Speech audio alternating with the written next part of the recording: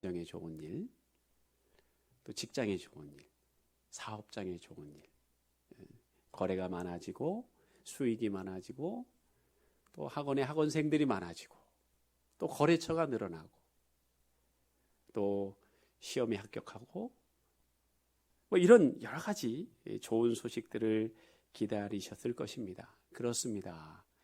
우리 인간은 좋은 소식을 기다리며 기대하며 살아갑니다.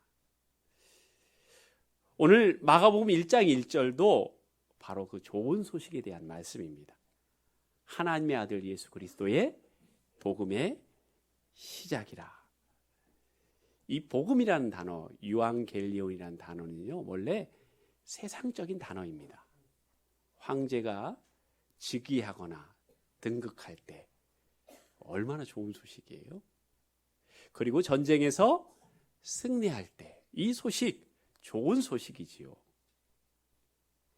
근데 여러분, 이 세상에서의 좋은 소식은 항상 한계가 있습니다. 로마의 황제가 등극하고 또 그들이 세계에서 부강한 나라가 됐습니다. 그들의 군사력 때문에 팔레스틴에 있는 유대인들은 행복한 것이 아니라 오히려 고통을 당하고 또 침략을 당하는 어려움을 겪고 있습니다. 이렇듯 이 세상에서의 좋은 소식은 항상 제한적입니다. 그것으로 우리의 마음을 만족시킬 수 없음을 이야기하고 있습니다. 자, 오늘 말씀 1절은 그렇게 이야기합니다. 하나님의 아들 예수 그리스도가 바로 복음이다. 진짜 좋은 소식은 하나님의 아들 예수 그리스도가 우리의 구세주가 되는 것, 그것이 정말 복음이라고 이야기하고 있습니다. 하나님의 아들, 여러분, 하나님이 신이시니 그의 아들도 신이겠죠. 그렇죠? 신성을 이야기합니다. 예수라는 뜻은요, 하나님은 나의 구원자라는 뜻입니다. 인간의 이름이죠. 인간을 이야기해요. 즉, 참 하나님이시면서 참 인간이 구원자로 온다는 거지요. 그리스도 메시아입니다. 이것을 받아들이는 것, 이것이 바로 복음입니다. 그래서 마가복음 1장 1절은요, 이렇게 강하게 시작하고 있는 거예요. 하나님의 아들 예수 그리스도의 복음의 시작이라. 자, 시작. 중요하죠? 창세기에 보면 태초에 in the beginning 하나님이 천지를 창조하시니라. 요한복음 1장 1절 태초에 말씀이 계시니라. 비기닝으로 시작합니다. 오늘 마가복음 1장 1절도 마찬가지예요. The beginning of the gospel로 시작을 합니다. 여러분, 하나님께서 천지를 창조하심으로 세상이 시작됐지요. 뿐만 아닙니다. 예수 그리스도의 복음만이 새로운 세계를 엽니다. 내가 지금 고난과 아픔과 고통 가운데에서 두려움 가운데에서 어떻게 새로운 세계로 나아갈 수 있을까? 미래에 대한 불안과 염려 가운데서 어떻게 내가 새로운 세계로 나갈 수 있지? 여러분, 복음의 시작, 새로운 세계의 시작은요, 하나님의 아들 예수 그리스도부터 시작이 됩니다. 여러분, 그 사실을 믿으십니까? 여러분, 복음은요, 그리스도께서 이 땅에 사시고 십자가에서 죽으시고 부활하심이죠. 그래서 마가복음 1장부터 16장까지는 그 사실을 이해하고 있죠. 자, 마태복음 4장 23절에 보면 예수께서 온 갈릴리에 두루 다니사 그들의 회당에서 가르치시며 천국 복음을 전파하시며 백성 중에 모든 병과 모든 약한 것들을 고치십니다. 예수님이 이 땅에 오셔서 하신 사역은 뭐냐? 복음을 전파하셨습니다. 즉, 죄로 죽을 수밖에 없는 인생들을 어떻게 하나님의 자녀가 되는지, 죄로부터 어떻게 구원받을 수 있는지 복음을 전파하셨어요. 뿐만 아니라 그 복음이 전파된 사람은 하나님의 말씀 가운데에서 성스럽게 변화돼 갑니다. 나의 인격이 변화됩니다. 가치관이 변화됩니다. 그래서 그들에게 회당에서 말씀을 가르치셨습니다. 뿐만 아닙니다. 죄로 인한 모든 병과 모든 약한 것들이 고침을 받습니다. 마음의 질병들이 고침받습니다. 우울증에서 고침받습니다. 공황장애에서 고침을 받습니다. 불면증에서 해방이 됩니다. 자, 이 놀라운 하나님의 사역이 예수님이 돌아가셔서 하나님 보좌의 우편에 앉음으로 끝나는 게 아니고 초대교회에도 시작이 됐고 지금도 계속해서 변함이 없다는 거예요. 복음이 끝난 게 아니에요. 시작이에요. 언제까지요? 예수님께서 이 땅에 재림하시는 날까지 예수 그리스도를 통한 이 세 가지 놀라운 사역은 계속된다는 거예요. 자, 오늘 말씀해 보면 그렇다면 예수님께서 이 놀라운 세 가지 사역을 담당하시는데 그냥 일어난 게 아니고 준비하는 사람이 있었다는 거예요. 준비자가 있었어요. 그 이야기가 2절, 3절, 4절, 5절, 6절 계속해서 나옵니다. 자, 2절에 보니까 선지자 이사야의 글에 보라. 내가 내 사자를 내 앞에 보내노니 그가 내 길을 준비하리라. 예수 그리스도의 복음에 놀라운 이 세 가지 사역을 빛이 발할 수 있도록 누군가 준비한다는 거예요. 앞장서서 준비한다는 것이죠.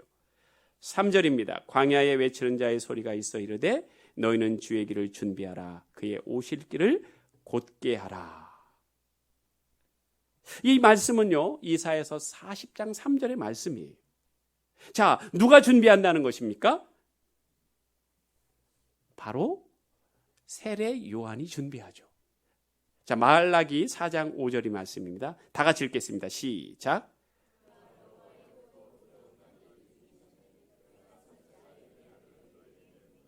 아멘. 자, 구약의 말라기서에 예언을 합니다. 예수 그리스도가 이 땅에 오기 전에 엘리야가 임할 것이다.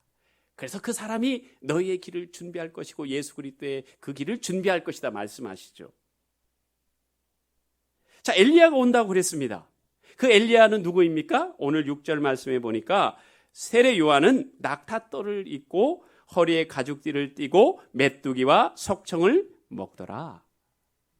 열왕기하 1장 8절에 보면 선지자 엘리야의 모습이 나옵니다. 누구의 모습과 닮았습니까? 지금 세례 요한의 모습과 닮았어요. 그것을 지금 이야기하는 겁니다. 자, 세례 요한이 무엇을 먹었습니까? 메뚜기와 석청을 먹었지요. 엘리야는 무엇을 먹었습니까? 까마귀를 통해서 떡과 고기를 먹었지요. 하나님의 공급하심 가운데 살았다는 거예요. 광야에서 어떻게 메뚜기와 석청을 먹고 살 수 있습니까? 하나님의 돌보심으로 전적으로 살았다는 그 이야기죠. 즉 세례 요한이 구약에서 그토록 그리스도의 준비자로 오시는 엘리야와 똑같은 사람이라는 거예요. 자, 그렇다면 우리의 삶 가운데 그리스도의 놀라운 능력이 나타나려면 무엇이 준비되어야 됩니까? 제때 세례 요한은 예수님의 놀라운 사역을 위해서 무엇을 준비했습니까? 유대인들에게, 이스라엘 백성들에게 무엇을 지금 외치고 있습니까? 4절이지요. 세례 요한이 광야에 이르러 죄 사함을 받게 하는 회개의 세례를 전파하니. 자, 회개의 세례를 전파했습니다. 세례는요, 그 뜻이 물에 잠기다라는 뜻입니다. 이 당시 유대인들은요, 세례 예식이 있었어요. 언제 세례를 베푸냐? 이방인이 타 종교를 믿고 있는 사람들이 유대교로 개종할 때 그들이 하나님의 백성이 됐다는 표시로 세례를 베풀었어요. 즉 물에 들어갔다가 나왔어요. 자, 그런데 오늘 세례 요한이 베푸는 세례는 어떤 세례입니까? 회개의 세례예요. 회개의 세례. 즉 죄사함, 회개의 세례로 무장된 사람들은 예수 그리스도의 놀라운 이 3대 사역의 놀라운 능력을 맛본다는 거예요. 그걸 준비하는 거예요. 자, 여러분, 회개의 세례가 뭡니까? 회개가 뭡니까? 내가 삶의 방향을 바꾸는 걸 뜻해요. 내가 이제껏 이 방향을 향해서 살아갔는데 이제는 돌이키는 거예요. 내가 이런 목적을 갖고 살았는데 이제는 그 목적을 바꾸는 거예요. 그게 회개입니다. 내가 오직 세상에서 잘 되는 것만 목적을 갖고 살았는데 이제는 그 목적이 바뀌었어요. 내 가치관이 변화됐어요. 이것이 회개입니다. 자, 그렇다면 이 시대 유대인들뿐만 아니라 우리에게도 예수님께서 그토록 우리를 통하여 이루시기 원하시는 것들, 즉 복음이 선포되고 내 삶이 어둠에서 밝음으로 빛으로 바뀌고 또한 내 인격이 변화되고 내 성품이 변화되고 또 죄로 인한 육신의 질병이 취함받고 마음의 고통이 회복되는 그 준비를 그 당시 이스라엘 백성들만 하는 것이 아니고 나도 해야 되는 거예요. 나도. 내가 준비가 되면 그 삶이 우리 가운데 이루어지는 것이죠. 그럼 결국 내가 그리스도인으로서 살아가면서 어둠이 빛으로 변화되지 않고 구원의 확신이 없고 뿐만 아니라 내 성품이 전혀 변화되지 않고 내 인격이 그대로고 뿐만 아니라 육체의 질병 가운데 마음의 고통 가운데 살아가는 원인이 뭐냐? 그럼 어떻게 하면 이 모든 것들이 변화될 수 있느냐? 바로 7절에서 말씀하고 있습니다. 자, 7절을 다 같이 읽겠습니다. 그가 전파하여 이르되 나보다 능력 많으신 이가 내 뒤에 오시나니 나는 굽혀 그의 신발끈을 풀기도 감당하지 못하겠노라. 아멘. 여러분, 세례 요한이 어떤 사람입니까? 세례 요한이 어떤 사람인 줄 아세요? 예수님이 이렇게 말씀하세요. 마태복음 11장 10절에서 11절 기록된 바 보라. 내가 내 사자를 내 앞에 보내노니 그가 내 길을 내 앞에 준비하리라 하신 것이 이 사람에 대한 말씀이니라. 바로 복음이 전파되는 곳에 그 복음의 능력이 나타나기 위하여 준비하는 사람이 바로 세례 요한이라는 것이죠. 그 세례 요한이 누구냐? 여자가 낳은 자 중에 세례 요한보다 큰 이가 일어남이 없도다. 즉, 이 땅에 태어난 사람 중에 세례 요한보다 위대한 사람이 없다는 거예요. 이 세상에 어느 육체가 세례 요한보다 더 훌륭한 사람이 없다는 거예요. 자, 그런데 세례 요한이 지금 뭐라고 고백하고 있습니까? 자, 세례 요한이 뭐라고 얘기해요? 나는 몸을 굽혀 그의 신발끈을 풀기도 감당하지 못하겠노라, 그렇게 얘기합니다. 자, 이 말은 무슨 뜻입니까? 나는 몸을 굽혀서 그의 신발끈을 풀 자격조차 없습니다 라고 이야기하는 거예요. 여러분, 주인이 외출을 하고 돌아오면 누가 주인의 신발끈을 풀어줍니까? 종이 풀어주지요. 이 얘기는 무슨 말입니까? 저는 예수 그리스도 당신의 삶 가운데 복음의 능력이 나타나기 위하여 나는 당신의 종이 되어야 합니다. 나는 당신의 종입니다. 여러분, 이 땅에 태어난 가장 위대한 사람 세례 요한이 이렇게 고백하고 있는데 이 고백이 필요 없는 사람은 아무도 없습니다. 여러분, 왜 그렇습니까? 우리는 우리의 인생을 책임질 수가 없어요. 그런데 내가 책임질 수 있다고 착각을 하며 살아갑니다. 여러분, 우리의 자녀를 내가 책임질 수 있나요? 여러분, 우리의 건강을 책임질 수 있나요? 운동 열심히 하고 좋은 약 먹으면 우리가 건강해지나요? 제가 좋아하는 축구 선수가 있어요. 유상철 선수. 왜 좋아했느냐? 잘생긴 게 똑같아서 제가 좋아했어요. 농담이고. 유상철 선수를 좋아했어요. 시원시원하잖아요. 근데 그가 젊은 나이에 지금 췌장암 4기예요. 아니, 그가 좋은 걸 안 먹었겠어요? 그가 열심히 운동을 안 했나요? 나의 미래.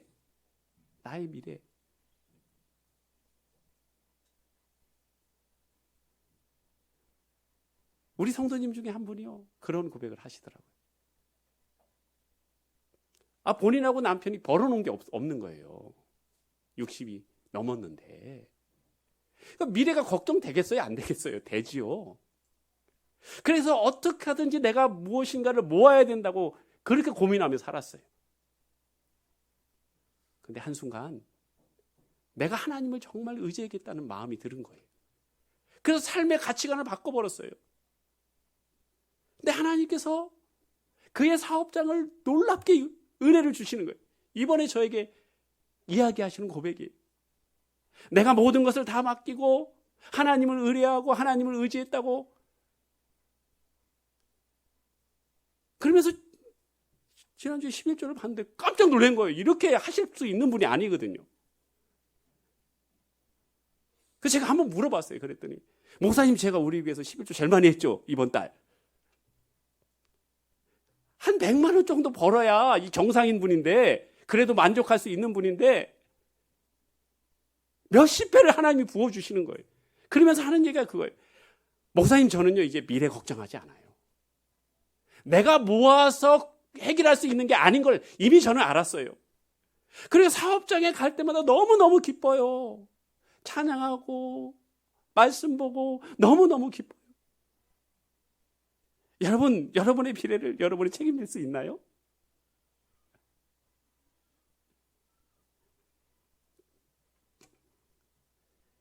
여러분, 내가 책임질 수 없다고 고백하는 것. 주님, 저는 책임질 수 없어요. 저는 주님의 종이에요. 주님이 내 인생의 주인이셔요. 예수님께서 이 땅에 오셔서 하셨던 3가지 위대한 일들이요, 그 당시로 끝나는 게 아니에요. 지금도 계속될 수 있어요. 문제는 뭐냐? 내 삶 가운데 그 고백이 없기 때문이에요.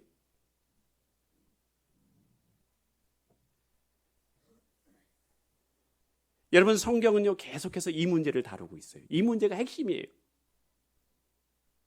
성경을 잘 보십시오. 창세기부터 끝까지 이 문제예요. 그렇다면 지난 한 주간 우리는 어떻게 살았는지 봐야 돼요. 그분이 주인이라면 끊임없이 우리는 그분을 생각해야 돼요.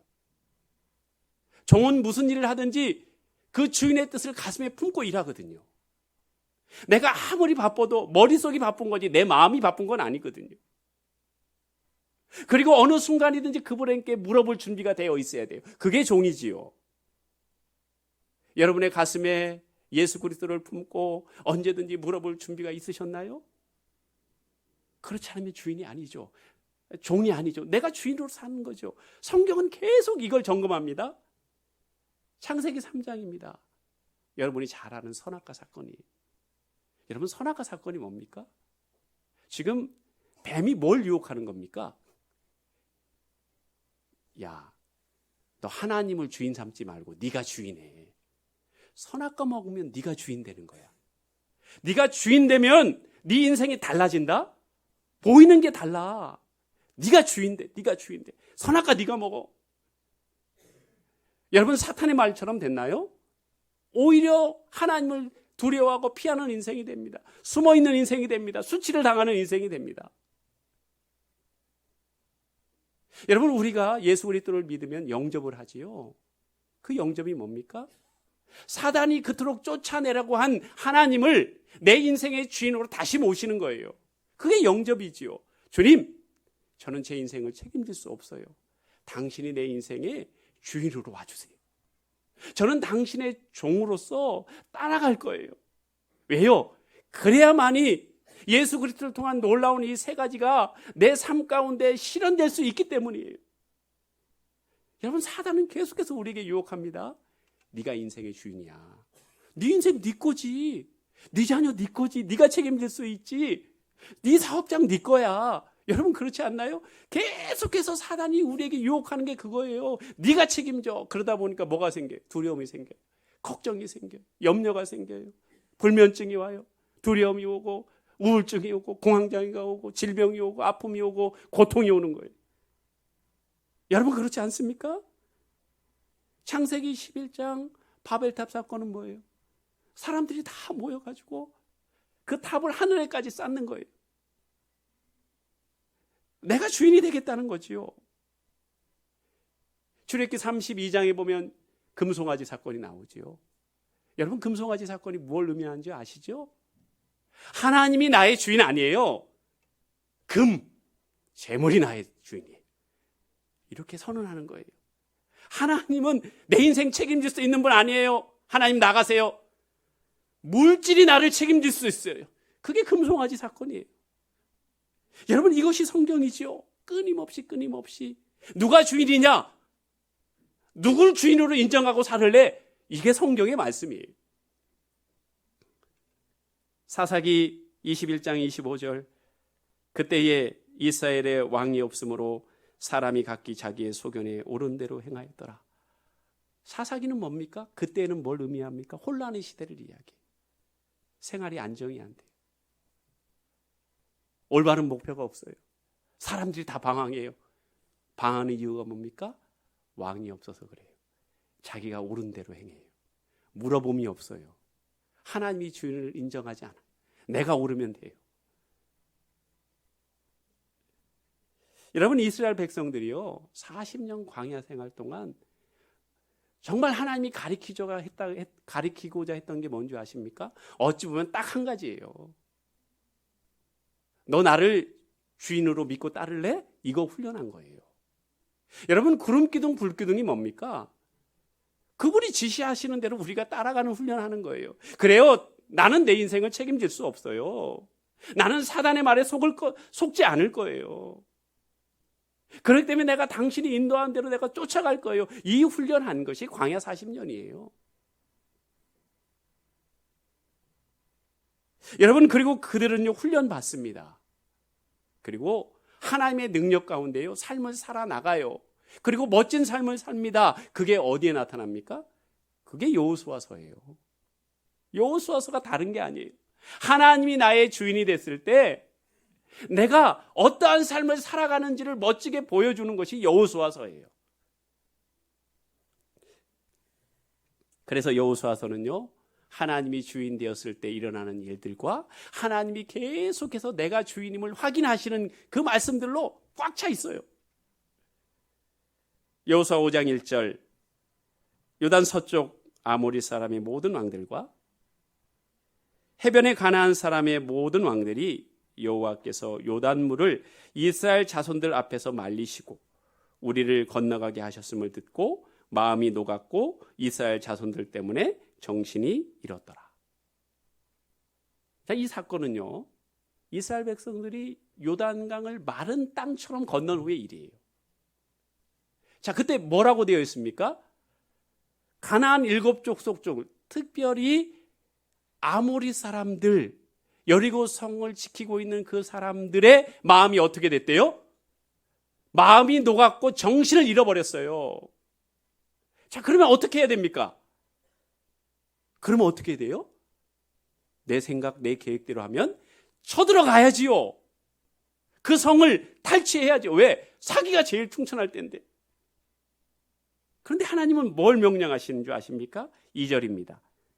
그때 여호와께서 여호수아에게 이르시되 너는 부싯돌로 할례를 행하라. 이 말씀은 무슨 말입니까? 이 전쟁의 주인은 누군지 알아? 네가 아니야. 나야, 나. 내가 주인이야.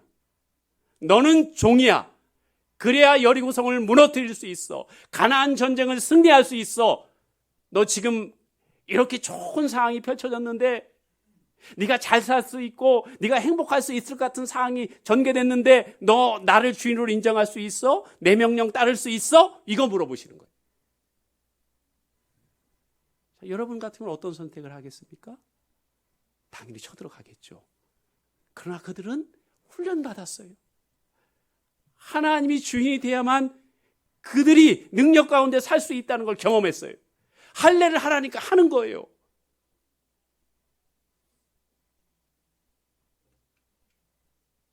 여러분, 세상 사람들 많이 이야기하죠. 기쁜 소식 여기 있어. 당신을 행복하게 해주는 소식이 여기 있어. 여기저기서요 기쁜 소식이 난무합니다. 여러분, 그 소식이 대부분 어떤 소식인 줄 아십니까? 알고 계세요? 사단의 소리하고 똑같아요. 네가 하나님 돼. 네 인생 네가 책임져. 그 소리예요. 여러분 잘 생각해 보십시오. 거짓말인지. 네가 하나님 돼. 네가 선악과 먹어. 이 사실과 똑같아요. 여러분 복음은 하나님의 아들 예수 그리스도가 복음입니다. 그분 위에는 복음이 없어요. 이렇게 완전한 복음은 없습니다. 우리 주님께서 복음을 전파하시고 말씀으로 그들의 인격을 변화시키시고 또한 질병을 치유하시고 마음의 고통을 해결하신 그 놀라운 3대 사역이요, 끝난 게 아니에요. 시작이에요. 여러분 그 시작되는 놀라운 역사를 나도 맛보고 내 삶 가운데 구현하고 싶으십니까? 새로운 시작을 맞이하고 싶으십니까? 그렇다면 준비가 되어야 돼요.